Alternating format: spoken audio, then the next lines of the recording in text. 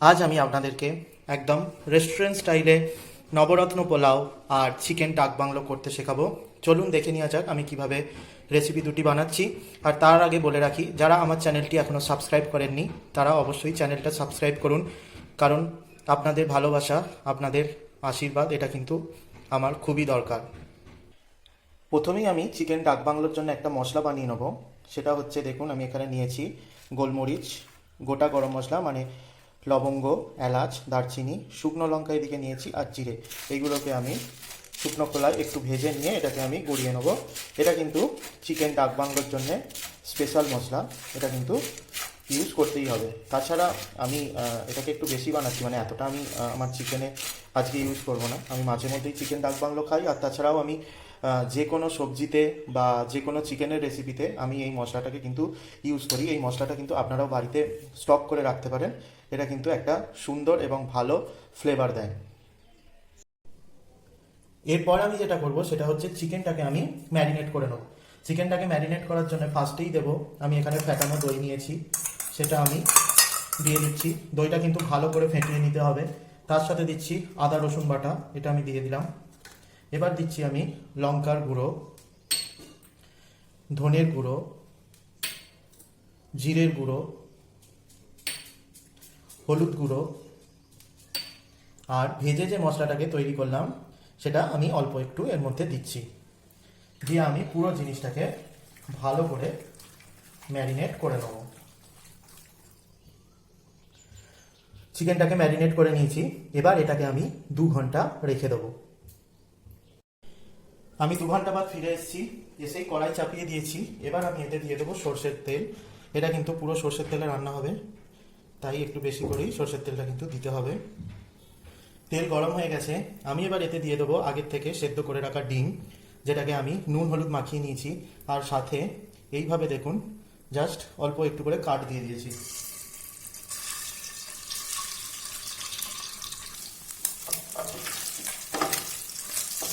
ডিমটা ভাজা হয়ে গেছে, ডিমটাকে আগে উঠিয়ে নেব। এরপর আগের থেকে নুন হলুদ দিয়ে সেদ্ধ করে রাখা আলু, সেটাকে আমি দিয়ে ভেজে নেব।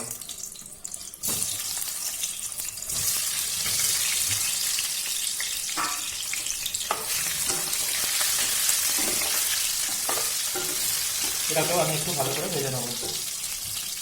আলুটাও ভালো করে ভেজে নিয়েছি, এবার এটাকে উঠিয়ে নেব। আলুটা নামিয়ে নিয়ে আমি কড়াইয়ে ফোড়নটা দিয়ে দেবো। আমি এখানে দিচ্ছি তেজপাতা, শুকনো লঙ্কা আর গোটা গরম মশলা, এই দিয়ে দিলাম। ফোড়নটাকে জাস্ট একটু নেড়ে চেড়ে নেব, দিয়ে আমি কুচিয়ে রাখা পেঁয়াজটা এর মধ্যে দিয়ে দিচ্ছি।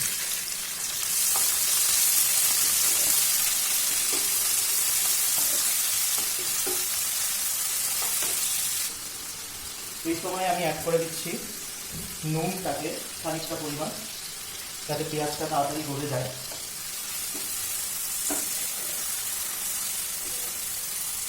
পেঁয়াজটা ভাজা হয়ে গেছে, এবার আমি এর মধ্যে অ্যাড করছি খোলা ছাড়িয়ে রাখা টমেটো। খোলাটা কিন্তু টমেটো অবশ্যই ছাড়াতে হবে, কারণ খোলাটা ছাড়ালে একদম খোলাটা গলে না, প্লাস হচ্ছে খোলাটা মুখে লাগবে, সেটা কিন্তু দেখতেও ভালো লাগে না, খেতেও ভালো লাগে না।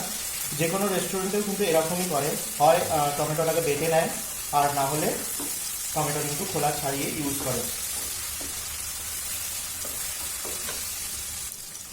দেখুন টমেটোটা প্রায় গলে গেছে, পেঁয়াজটাও বেশ ভালোই গলে এসছে। এবার আমি এর মধ্যে অ্যাড করব আদা আর রসুনের পেস্টটা।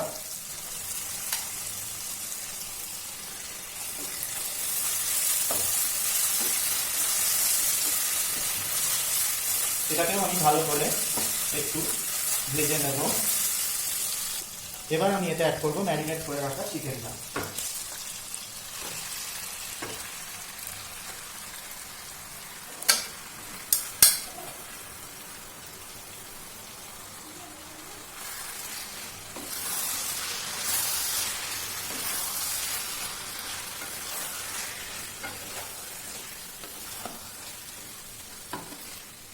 চিকেন সবসময় যত ম্যারিনেট করে বেশিক্ষণ রাখবেন তত কিন্তু তার টেস্টটা ভালো হয়।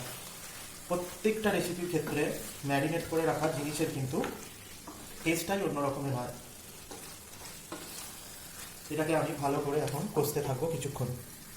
এটাকে 5-7 মিনিট কষিয়ে নেওয়ার পর ভেজে রেখেছিলাম যে মশলাটা, সেইটাকে আমি এখানে অ্যাড করে দিচ্ছি 1 চামচ মতো। এর সাথে আমি অ্যাড করব একদম অল্প একটু কাশ্মীরি লঙ্কার গুঁড়ো। এটা কিন্তু একদম হোটেলের টেস্টের সাথে সাথে হোটেলের যে লুকটা হয় রেস্টুরেন্টে, চিকেন ডাক বাংলোর যে রংটা হয়, যে টেস্টটা হয়, সেটা কিন্তু পুরোটাই এই রেসিপিতে পাবেন।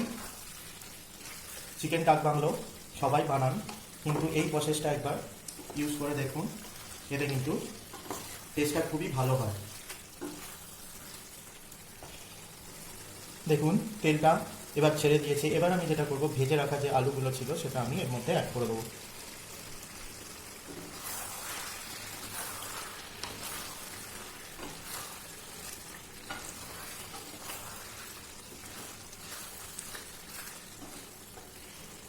এবার এতে আমি আরেকটু নুন অ্যাড করে দেবো, যাতে চিকেনটার থেকে জলটা বেরিয়ে চিকেনটা সেদ্ধ হয়। আর তারপরে জল লাগলে আমি অল্প একটু ইউজ করব, কারণ আমি চিকেনে জলটা ইউজ করি না, খুবই কম ইউজ করি, কারণ চিকেনে জল ইউজ করলে কিন্তু তার টেস্টটাই নষ্ট হয়ে যায়। অলমোস্ট 10 মিনিট বাদ আমি এসেছি।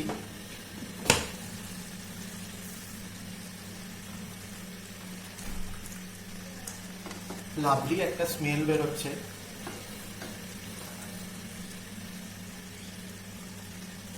এতে আমি অ্যাড করব এবার অল্প পরিমাণ একটু চিনি, যেটা কিন্তু টক দইয়ের টক ভাবটাকে ব্যালেন্স করে দেবে। আর এর সাথে অ্যাড করব আমি সামান্য পরিমাণ একটু গরম মশলার গুঁড়ো দিয়ে আমি পুরো জিনিসটাকে আবারও মিক্স করে দেবো। দেখেই বুঝতে পারছেন কতটা সুন্দর হয়েছে, আর আমি তো স্মেলটা পাচ্ছি, মনে হচ্ছে শুধু কখন খাবো একটা ব্যাপার। আর এর সাথে অ্যাড করে দিচ্ছি আমি ডিম 3টেকে।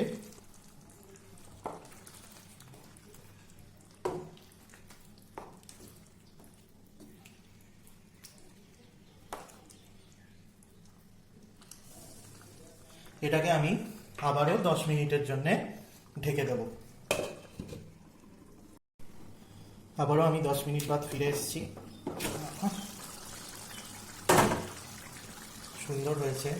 এবার আমি যেটা করব, উপর থেকে জাস্ট অল্প একটু ধনেপাতা কুচি আমি ছড়িয়ে দেবো। চিকেনটা দেখুন সেদ্ধ হয়েই গেছে, দেখুন পুরো কেটে যাচ্ছে, আর তাছাড়া আমার খাওয়াও হয়ে গেছে একবার। এবার আমি এটাকে জাস্ট মিক্সড করে দিয়ে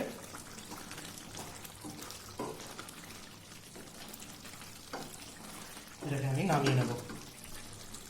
আমি রাইসটাকে আগেই বানিয়ে রেখেছি, আমি দেখাচ্ছি। আমি যেটা ফার্স্টে কড়াই দেব সেটা হচ্ছে সাদা তেল দিয়ে দিয়েছি। এবার আমি কাজু আর কিশমিশটাকে এর মধ্যে দিয়ে দেবো, দিয়ে জাস্ট নেড়ে চেড়ে এটাকে একটু ফ্রাই করে আমি এটাকে উঠিয়ে নেব। কাজু কিশমিশটাকে উঠিয়ে নিয়ে আমি এতে ফোড়নটা দেব হচ্ছে 2টো তেজপাতা আর গোটা গরম মশলা, মানে এলাচ, লবঙ্গ, দারচিনি। এটাকে জাস্ট একটু করে নিয়ে এর মধ্যে আমি দিয়ে দেবো কেটে রাখা গাজর আর বিনস।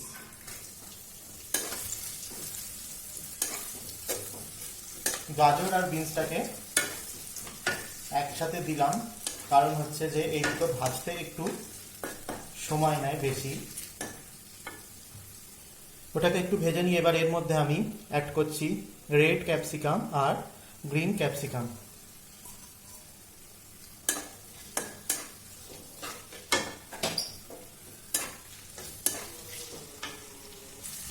এর সাথে আমি অ্যাড করছি কুচিয়ে রাখা পেঁয়াজ।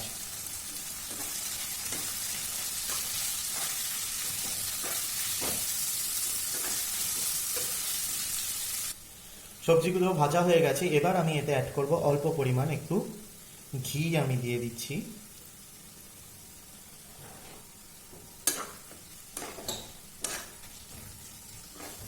জাস্ট একটু এটাকে আর একটু হালকাভাবে নেড়ে চেড়ে নিয়ে এর মধ্যে ভেজে রাখা কাজু কিশমিশটাকেও অ্যাড করে দিলাম। এবার এতে আমি অ্যাড করে দিচ্ছি চিনিটাকে। এটা যে যার নিজের টেস্ট অনুযায়ী অ্যাড করবেন। দিয়ে দিচ্ছি আমি নুনটাকেও। আমি পরিমাণ মতন সব দিয়ে দিলাম। এবার জাস্ট এটাকে আমি একটুখানি হালকা নেড়ে ছেড়ে দিয়ে এবার ভাতটাকে আমি এর মধ্যে দিয়ে দিচ্ছি। ভাতটা দেখুন আগের থেকেই একদম সেদ্ধ করে রেখেছি, একদম কিন্তু ঝুরঝুরা একটা ভাত। আমি এটাকে এর মধ্যে অ্যাড করে দিচ্ছি, দিয়ে আমি পুরো জিনিসটাকে একসাথে মিক্স করে দেবো।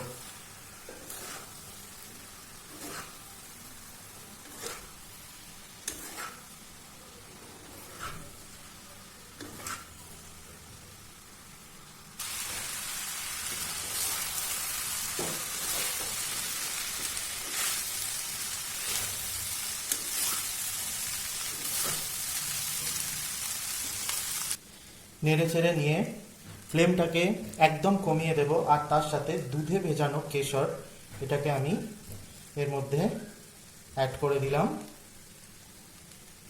দিয়ে এটাকে আমি 10 মিনিটের জন্য এইভাবেই ঢেকে দেবো। আমি কিন্তু রংটাকে এক্ষুনি মিক্সড করব না, এটা একদম লাস্টে মিক্সড করব।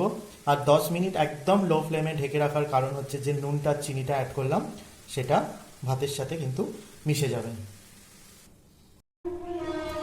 আমি ফিরে এসেছি। এইবার যেটা করব, এটাকে আমি মিক্স করে দেবো। এটাকে হালকাভাবে সুন্দর করে মিক্স করে দেবো।